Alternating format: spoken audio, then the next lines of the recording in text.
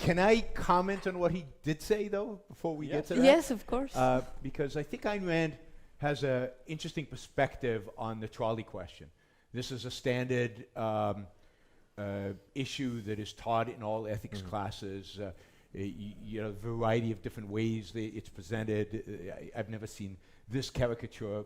It's from The Economist. Okay, but that's kind of a you know, pushing the fat guy and he's fat. You know, so I don't know if that weighs into the decision, but. Well, actually, sorry to interrupt you, but some physicians said, well, that guy is very likely to live not as long as others.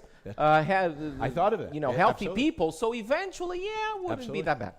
So yeah, I had someone saying that. So Rand very much viewed this as the kind of, as a, if you will, a marginal issue in ethics.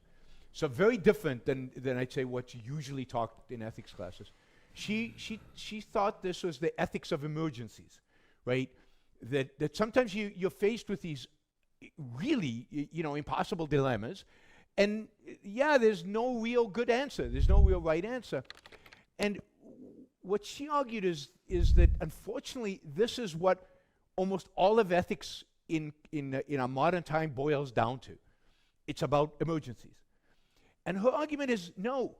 Ethics is about every single decision, important decision you make in your daily life. It's how do I decide what career to pursue? Do I listen to my mother and do something I hate because it pleases her? Or do I do what I'm passionate about? That's an ethical decision.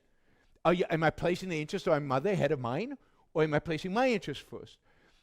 You know, so, you know, every single day we engage in ethical decisions. Every time we decide, am I going to really think about this problem? Or am I going to go by my emotions? Right? Those are two different philosophical schools.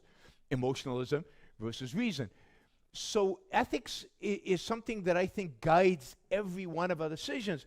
And yes, you know, you're sometimes faced in an emergency room in a hospital with these impossible situations. Do I treat these people? Do I treat those people? How do I decide? And for doctors, maybe that's a reality. But for most of us, we're never going to be in a trolley. Most of us, though, have to make decisions every single day about how to use our mind, how to use our life, how to use our time, how to make decisions.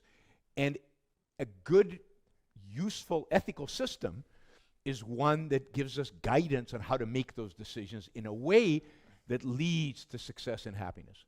Now the question was about individual versus collective happiness. Success. So there's a sense in which you know, only individuals act in the world. You know, groups act, but groups are just collections of individuals. But you can attribute the success of a group of people to the group. Certainly companies can be successful, and you can also say that countries are successful.